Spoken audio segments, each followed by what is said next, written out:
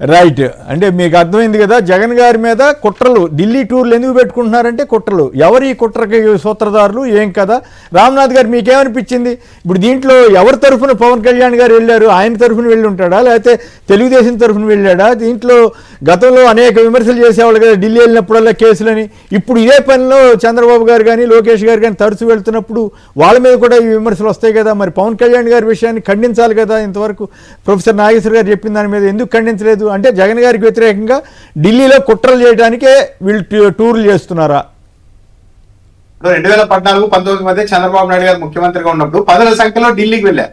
ఆ తర్వాత బీజేపీ వాళ్ళే బయట పెట్టారు, చంద్రబాబు నాయుడు గారు మీరు ఏదో ప్రత్యేక హోదా కోసమో డబ్బుల కోసం వస్తున్నారనుకుంటున్నట్టు కాదు.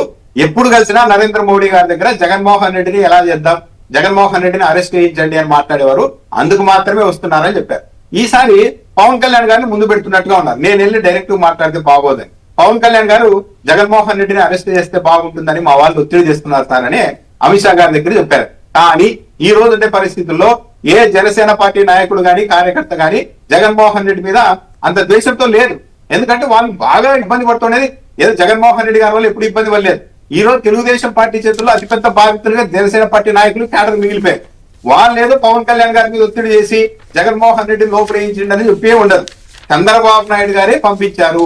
మా వాళ్ళు ఒత్తిడి అంటే పవన్ కళ్యాణ్ గారి దృష్టిలో చంద్రబాబు నాయుడు గారు. ఈ విషయం అమిత్ షా గారికి అర్థమైంటుంది. ఎందుకు పవన్ కళ్యాణ్ ఇక్కడికి వచ్చారు అంటే చంద్రబాబు నాయుడు గారు పంపిస్తేనే వచ్చి ఉంటారని అర్థమైంటుంది. ఇది నిజమైతే అందుకే ఒక మాట అన్నారు, చంద్రబాబు నాయుడు గారికి జగన్మోహన్ రెడ్డి గారికి శత్రుత్వం ఉంది, వాళ్ళు చూసుకుంటారు, మధ్యలో నీకెందుకు నాకెందుకు, జగన్మోహన్ రెడ్డి నీకేం ఇబ్బంది పెట్టేది కదా, నీ మంచిగా చెప్తున్నాను, అతనితో నీకెందుకు అని చెప్పారంటే ఏంటి? చంద్రబాబు నాయుడు గారు పంపించారు, పవన్ కళ్యాణ్ గుడ్డిగా నమ్మేసి ఇక్కడికి వచ్చారు, రాజకీయం అర్థం కాకుండా.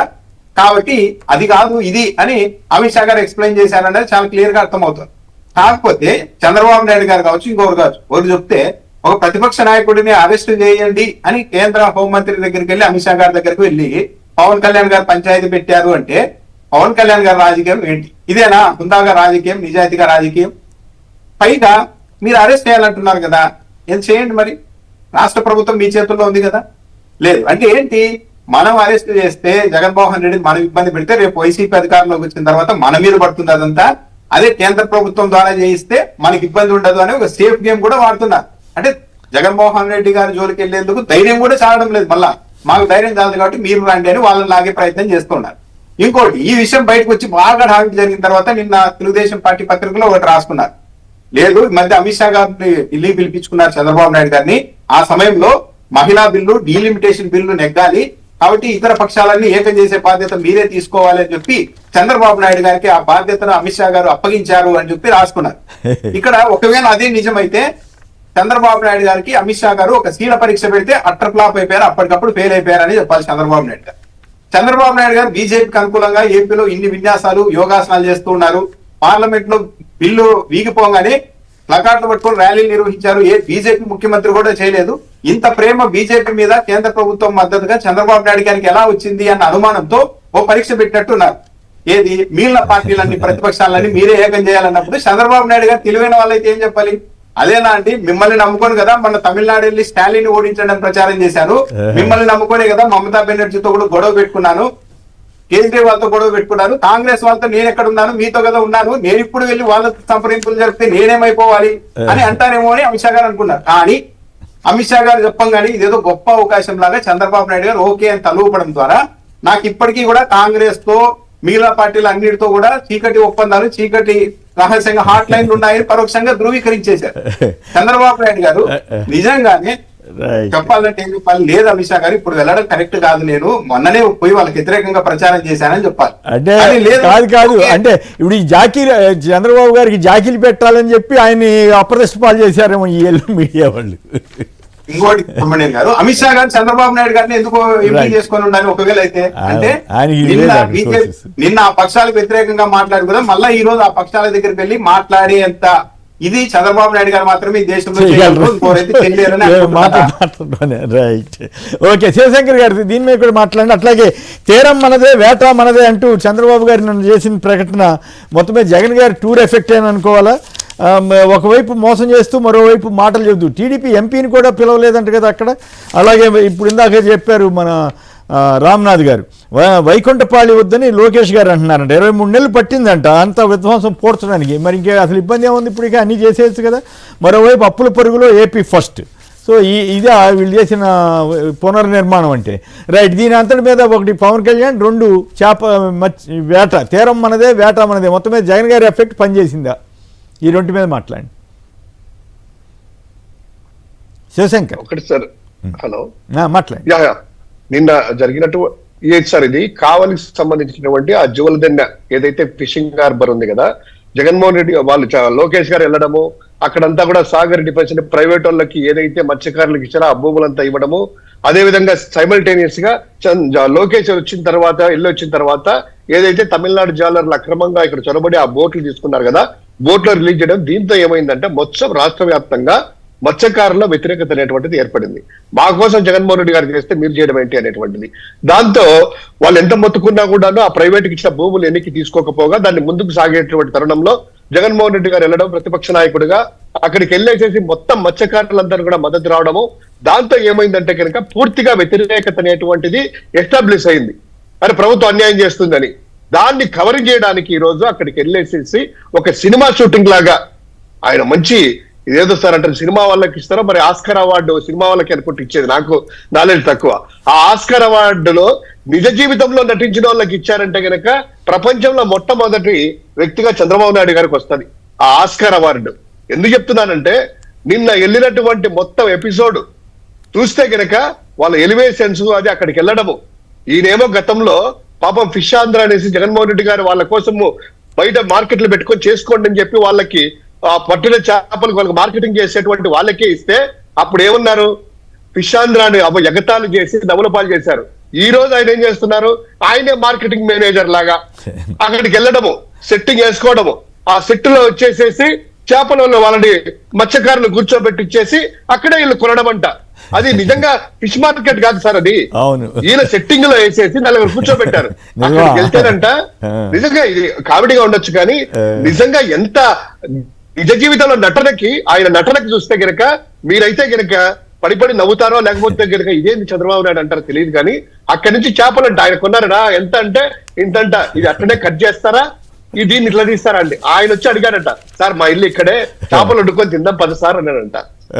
ఆంధ్రజ్యోతి అన్ని లైవ్ లో వచ్చాడు, 10 సార్ మా ఇంటికి వెళ్ళి చేపలు వండుకొని తిందామంటే పద అని చెప్పి ఆయన తీసుకొని వాళ్ళ ఇంటికి వచ్చారంట. ఆయన అడిగాడా, వచ్చింది మళ్ళీ అక్కడ ఉండేవాళ్ళు చేపలు అమ్మాయి వాళ్ళకి కాలర్ బైక్, అక్కడ నర్సే వాళ్ళకి కాలర్ బైక్, ఇంట్లో వంట వండే ఆమెకి కాలర్ బైక్, ఎందుకంటే రికార్డ్ షూటింగ్ అంతా.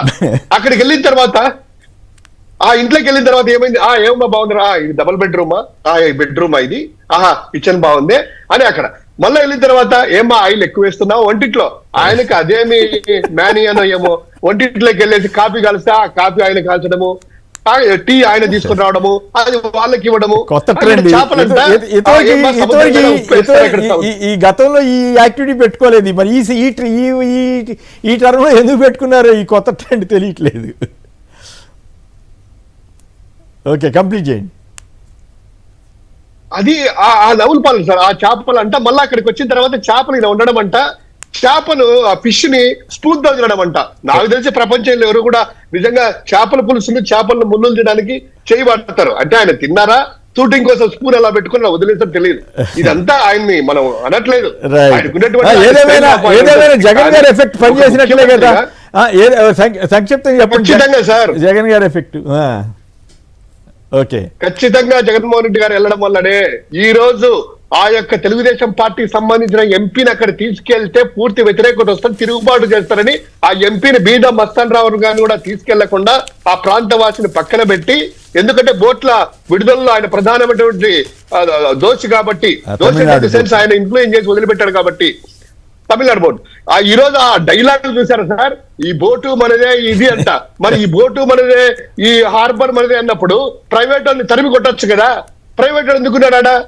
నేను అనుకున్నాను అంత పెద్ద డైలాగులు చెప్పారు అబ్బాయిన, బాహుబలి సినిమాలో డైలాగులు చెప్పారు, లేదా బోయపాటిల్ డైలాగులు రాసిచ్చినట్టుంది చెప్పాడు. ఇమ్మీడియట్ గా ఆ సాగర్ డిఫెన్స్ వాళ్ళని ఇక్కడ నుంచి తీసేస్తున్నాము, ఆ భూములు కూడా మీకే మత్స్యకారులకి ఇస్తున్నామని ప్రకటన చేస్తారనుకున్నాను. అదేమీ లేదు, పాపం వాళ్ళకి వెళ్ళడము, ఆ చేపల పులుసు మీరు తిన్నాను, అదే మీకు మహాభాగ్యం అన్నట్టు రావడము. కేవలం అంటే అట్లా కాదు, ఇప్పుడు కాదు తీరం మొత్తం డైలాగులు తీరం అందే అంటే నేను అట్లా అనుకోవట్లేదు, అవన్నీ క్యాన్సిల్ చేశారు కాబోలు, అందుకే అంత ధైర్యంగా చెప్తున్నాడు కాబోలు అనుకున్నా, అట్లా ఏం కాదా? మేము అదే అనుకున్నాం సార్. ఆర్డర్స్ ఏమైనా ఇస్తారేమో, తీరం మనది అంటే ఇమీడియట్ గా సాగర్ డిఫెన్స్ వాళ్ళని బయటికి తల్లి తరిమేస్తారనుకుంటే అది లేదు. అంటే ఏం చేసినా బోటు మనది అంటే చేపలు వండుకొని తిందాం, నేను వస్తుంటే అప్పుడప్పుడు చేపల పులుసు పెట్టండి. మొత్తం మీద ఆ డైలాగ్ వరకు అన్నా చెప్పారు. రైట్. సో మన రామ్నాథ్ గారు మీరే ఫైనల్ గా సార్ మీరు అన్నట్టు ఇది ఒకటి ఇది ఉంది కదా, మన ప్రొఫెసర్ నాగేశ్వరరావు గారు చెప్పిన దాని మీద చెప్పండి, టైం తక్కువ ఉంది సార్.